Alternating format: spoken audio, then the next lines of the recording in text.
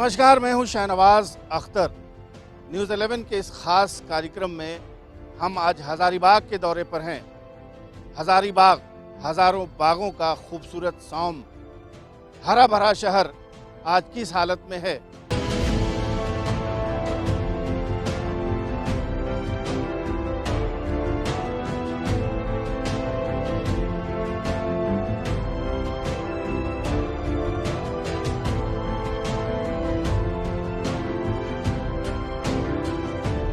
शुरुआत वहाँ से हम कर रहे हैं जो ओरिजिन है हज़ारीबाग का, जो हज़ारीबाग की पहचान है।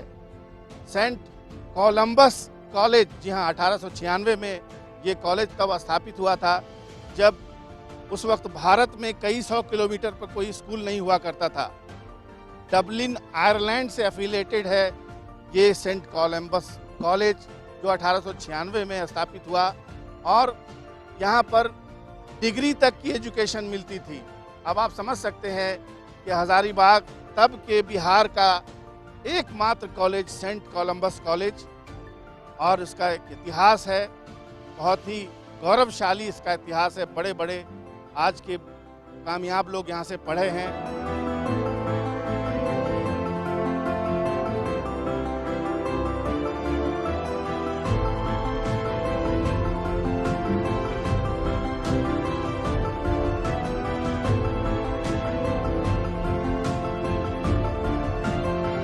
सीधे सवाल पे आते हैं जो हम बता रहे थे आपको। यह बड़ा ऐतिहासिक शहर है और यह स्पष्ट हो गया तब जब बहोरनपुर की पुरातात्विक खुदाई शुरू हो गई और तब यह लगने लगा कि 6ठी शताब्दी ईसा पूर्व में ही शहर का अस्तित्व था, क्योंकि यदि नहीं होता उस समय तो आज बहोरनपुर की खुदाई नहीं हो पाती। आज खुदाई हो रही है, पुरातत्व अवशेष यह बता रहे हैं कि यहाँ बौद्धों का जमावड़ा लगता था। यह तांत्रिक जगह थी और चूंकि बहोरनपुर यहाँ से 6 किलोमीटर की दूरी पर है, इसलिए हम सहज रूप में अनुमान लगा सकते हैं कि शहर का वजूद था, अस्तित्व था। और कहा जाता है कि यह 1000 बागों का शहर था, इसीलिए इसका नाम हजारीबाग पड़ा। यह इतना ऐतिहासिक है कि यहाँ चैतन्य महाप्रभु, जो बाद के दिनों में गौरांग महाप्रभु कहलाए, उनका आगमन हुआ। गांधी जी तो आए ही, उसके अलावा रविंद्रनाथ टैगोर भी इस शहर को पसंद करते थे। यह बंगाली सैलानियों का शहर था। अंग्रेजों के परिवार इस शहर को बहुत पसंद करते थे और प्रसिद्ध जो उपन्यासकार हुए फणीश्वर नाथ रेणु, उनकी ससुराल इस शहर में थी और उनकी कई महत्वपूर्ण रचनाओं का जन्म इस शहर में। रह गई बात संत कोलंबा महाविद्यालय की, तो यह शहर जब ऐतिहासिक है तो यह महाविद्यालय तो ऐतिहासिक है ही। क्या ये एक बहुत महत्वपूर्ण सवाल है कि इतना ऐतिहासिक शहर, 122 साल पुराना शहर, और तत्कालीन बिहार का लंदन के डबलिन यूनिवर्सिटी से एफिलिएटेड कॉलेज सेंट कोलंबस, क्या पीड़ा किया? सबसे बड़ी पीड़ा यह है कि इतनी बड़ी ये संस्था है, 2 संकायों की पढ़ाई होती है यहाँ। इसके बावजूद शिक्षकों की संख्या बहुत कम है। जो शिक्षकेतर कर्मचारी हैं उनकी भी अस्थायी लोगों की संख्या बहुत कम है।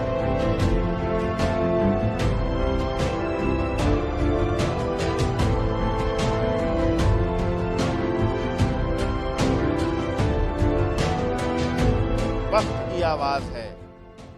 एक इतना बड़ा धरोहर जिसे डबलिन यूनिवर्सिटी से एफिलिएशन प्राप्त था, आज इसके कई संकाय बिना शिक्षकों के हैं और कई ऐसे कोर्सेज हैं जिनको एफिलिएशन तक नहीं मिला है। यहाँ तक कि अब प्राइवेट कॉन्ट्रैक्ट पर यहाँ पर एम्प्लॉय किए जा रहे हैं लोग। तो जाहिर है इसकी जो आत्मा है, इसकी सैंटिटी है, इसकी एसेंस है, वो प्रभावित होने चली है।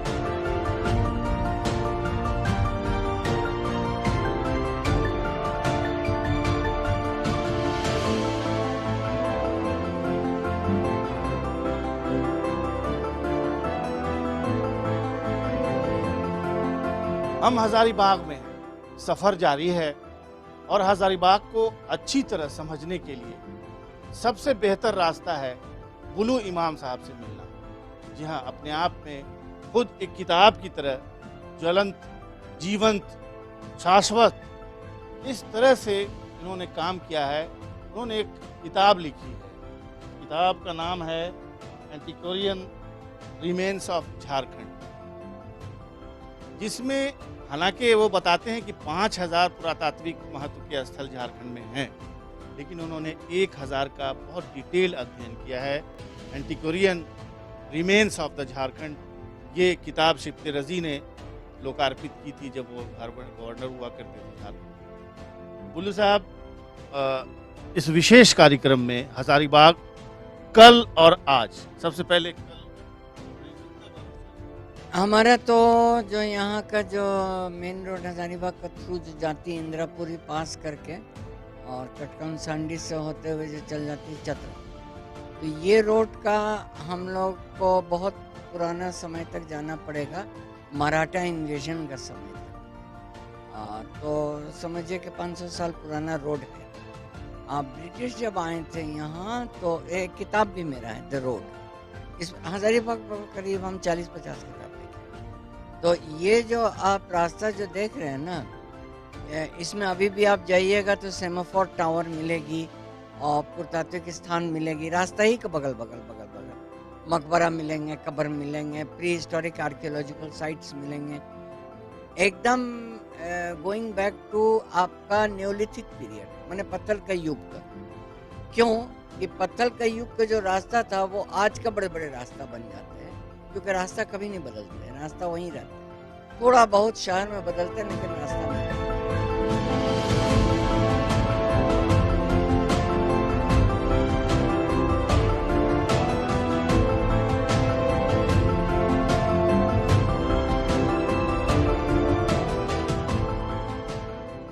मेरा क्या कहना है कि जब 92 में हम डिसाइड किए थे कि सीतागढ़ का हम अपना कुछ सर्च करें, तो 92 में हम यहाँ कैंपिंग किए थे 1 महीना में बरहनपुर में, और उसका जो बगल जो गांव, और हम वहाँ पर एक छोटा सा बुक भी लिखे सीतागढ़ पर, खास करके सीतागढ़ पर क्या उसका आउटलेट था, जैसे राजगीर का प्लान क्या है, जगह जगह का पुरातात्विक स्थान है, तो सीतागढ़ में भी वैसे ही जगह, राजगीर के जितना बड़ा जगह निकल जाएगा आगे जाकर। तो वहाँ पर हम देखें कि बहुत अनोखी चीज़, क्योंकि बहुत काल से ही जुड़ा हुआ है। सीतागढ़ का ऊपर में दक्षिण साइड में एक पत्थर का बहुत बड़ा एक आदमी का चेहरा का जैसा पत्थर का, उसको बोंगा बोलते हैं या बिरहोर लोग उसको पूछते हैं, उसको देवता जैसा माना जाता है। जो एक बुद्धिस्ट साइट्स मिला है, ये हजारीबाग को फिर से एक बार internationally acclaimed for Buddhist tourism कर सकता है। और इटखौरी में भी यही बात हुआ, सीतागढ़ में जो हुआ आगे जाके हम इटखौरी में भी किए।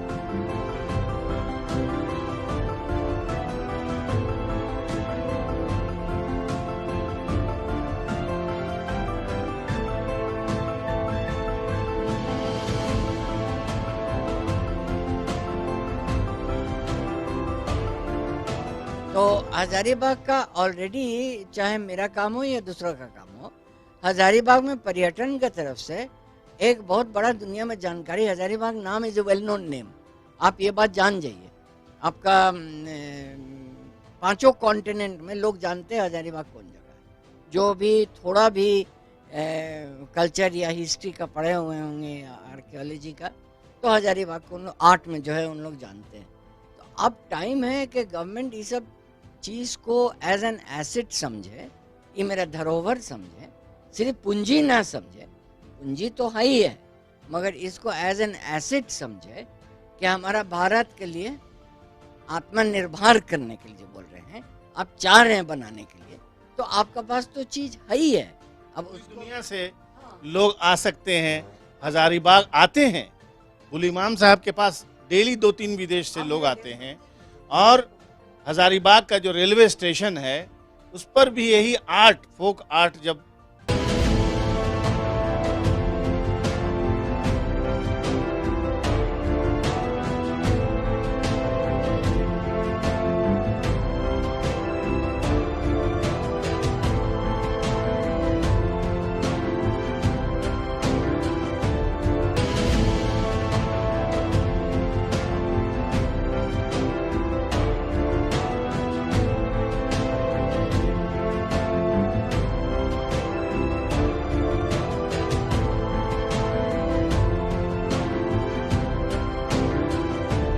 हजारीबाग में एक संस्कृति म्यूजियम भी है। जी हाँ, ये एक ऐसा म्यूजियम है जो प्राइवेटली मेंटेन किया जाता है। किसी एक व्यक्ति ने इसको संजो कर रखा है। ये भी अपने आप में एक बहुत ही खास बात है। मैं आपकी मुलाकात जस्टिन इमाम से करवा रहा हूं, जो पद्मश्री बुल्लू इमाम जी के सुपुत्र हैं और आसपास के कई 100 किलोमीटर के आसपास बिखरा हुआ पुरातात्विक इतिहास और उसकी खोज में आपका बड़ा हिस्सा है। आप विदेशों में भी आपको लोग जानते हैं। बताइए कि ये संस्कृति म्यूजियम क्या है और कब बना? ये संस्कृति म्यूजियम जो है 1991 में हम लोग बनाए थे, जब हम लोगों को इसको का जो पाषाण काल का पूरा कला है, रॉक आर्ट, वो हम लोग को मिली थी।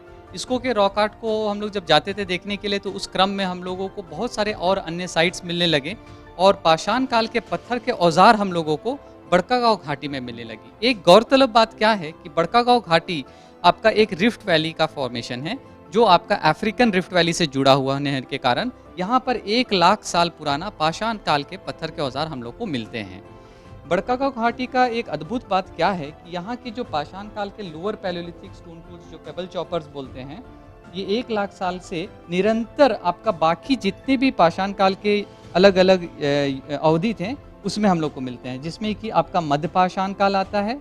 मध्य पाषाण काल के बाद आपका ऊपरी पाषाण काल आता है, जो 30,000 साल से 10,000 साल पुराना है। और ये जो आपका ऊपरी पाषाण काल है, जो हम लोग को इसको पाषाण काल के रॉक आर्ट के पास में जो ये सब पत्थर के औजारे मिले वो घाटी में, वहाँ मेसोलिथिक पीरियड का माइक्रोलिथ, मतलब बहुत छोटे फाइन स्टोन टूल्स होते थे 10,000 ईसा पूर्व में, वो भी इसको के गुफा में और आसपास में मिले हैं। ये आसपास में कहाँ? ये इसको से ही सारे मिले हैं, इसको के रॉक शेल्टर के आसपास के एरिया से। और इसको के रॉक शेल्टर से हम लोगों को ये वाला पीरियड का टांगी या न्यूलिथिक सेल्ट भी मिला।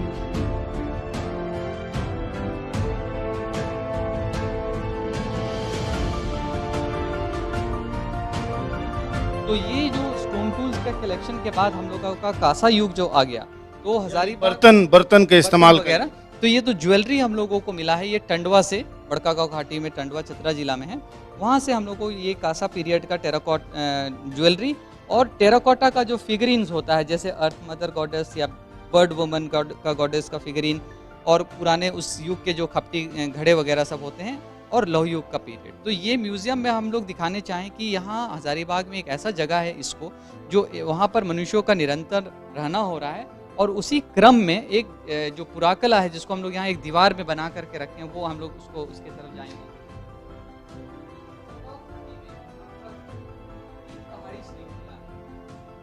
बड़कागांव घाटी में सती पहाड़ आपका पूर्व में है, बीच में महोदी पहाड़ है और सत पहाड़ आपका पश्चिम में है। इन पहाड़ी श्रृंखलाओं में आपका करीब 21 पाषाण काल के इस तरह के आपके रॉक शेल्टर या गुफा हैं, जिसमें 21 शेल्टर में पेंटिंग आपका पाषाण काल के मनुष्य गेरू पत्थर से किए हैं, जिसको हम लोग आयरन ओर या हेमेटाइट बोलते हैं। ये कोह का मतलब गुफा और वरवधु का जो जोड़ी होता है, ये एक पाषाण काल के समय हम लोग को लग रहा है कि कोहवर का संरचना हुआ, क्योंकि शादी ही एक सामाजिक प्रथा थी जिससे समाज का, कुटुंब का गठन हो रहा था। मतलब हो सकता है कि मेसोलिथिक पीरियड 10,000 ईसा पूर्व में मनुष्य जो है शादी की परंपरा को आस्था से की जाती थी, उसकी संरचना में वो अपना समाज का गठन कर रहा था, और इसलिए वो कोहवर का संरचना किया। और बाद में चल करके ये जो पाषाण काल की कोहवर है, ये पाषाण काल की गुफा से चल करके मट्टी के घर में आ गए। तो यहाँ हम लोग आपको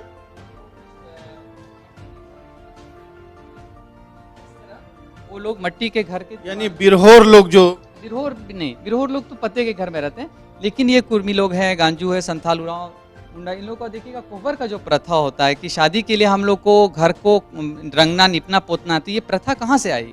ये हो सकता है प्राचीन ऐतिहासिक पुराकला से आई, और फिर चल करके बाद में ये रंगीन हो गया। तो ये कोहवर की कला को हम लोग यहाँ कागज़ में जब लाएं, और कागज़ में महिलाओं को जब ये कागज़ दे करके उनकी कंघी की कटाई जो बोलते हैं, काली मट्टी डालने के बाद दूधी मट्टी डाल के कंघी से खरोच करके ये पेंटिंग को वो लोग जैसे दीवारों में कोहवर रचते थे, वो अब पेंटिंग के रूप में हम लोग को उपलब्ध कराने लगे। तो ये म्यूज़ियम में हम लोग मनुष्यों का कहानी जो कह सकते हैं, जो पाषाण काल से चला आ रहा है, और किस तरह वो अब हम लोग का एक परंपरा के रूप में अभी भी जीवंत गांव में देखने के लिए मिलता है, उसको दर्शाती है।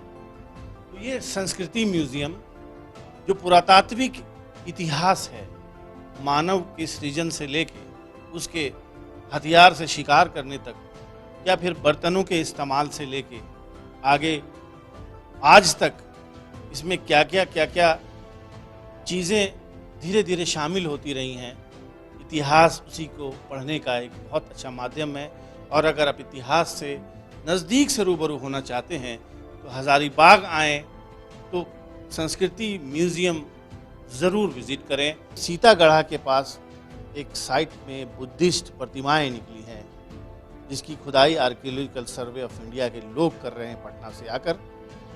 उस संबंध में कुछ पहले से खुदाई में पत्थर मिल चुके हैं उल्लू इमाम साहब को, जस्टिन इमाम साहब को, जो यहाँ पे उन्होंने पहले से रखे हुए हैं सजा के। और इसके बारे में बताइए जस्टिन साहब। हजारीबाग जिला में 100 से ज़्यादा बुद्धिस्ट साइट्स है। कन्हरी पहाड़ में है, सीतागढ़ा में है, डिपूगढ़ा में भी हम लोग को मिला, और बुढ़वा महादेव बोलते हैं इस जगह, डाटो में है, कटकम सांडी में है, बरवाडी पंकरी में है। तो ये जो बोधिसत्वा का जो ये स्टैचू में हम लोग को यहाँ मिल रहा है देखने के लिए, जो आपको बरहनपुर सीतागढ़ा में भी मिलेगा, ये इटखोरी में भी मिलेगा, ये बरवाडी पंकरी का है। डांटो करके एक जगह है कटकम सांडी प्रखंड में, वहाँ हम लोग को पाली लिपि में इस तरह से जंगल में एक पत्थर के अवशेष मिले थे, जिसमें बुद्ध काल का हम लोग को प्रतिमा दिखता है। ये सब जो पीसेज है आपका, ये बरहनपुर के सीतागढ़ा का मरवातड़ी जो जगह है वहाँ से लाई गई थी। ये 1991 आस पास में जब हम लोग सीतागढ़ा को पाए थे, तो उस समय एक अष्टाडला या 8 पेटल लोटस भी मिला था, जो बुल्लू इमाम जी हमारे उस समय उपकालीन जो वाइस चांसलर विनोद तारवे जी को भेंट किए थे, और वो यूनिवर्सिटी का लोगो या मोनोग्राम बना।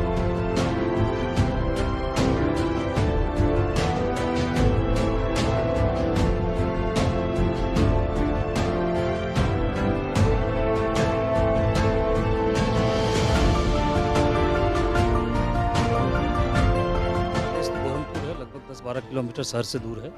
सीतागढ़ पहाड़ी फायरिंग रिंग के पीछे का इलाका है ये।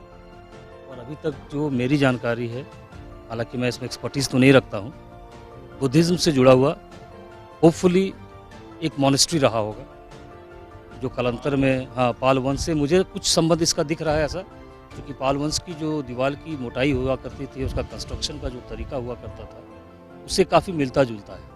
और इसमें फर्स्ट फेज का काम लगभग कंप्लीट हो चुका है, जिसमें विगत 2019 में 33 मूर्तियाँ प्राप्त हुई थी जो दीवार से सटे हुए थे। बट इस बार का जो 1 फरवरी से जो काम स्टार्ट हुआ है, इसमें अद्भुत मिरेकल बोला जाए, जिसमें कुछ अंश में खुदाई हुआ है, जिसमें लगभग 12 मूर्तियाँ प्राप्त हो चुकी है।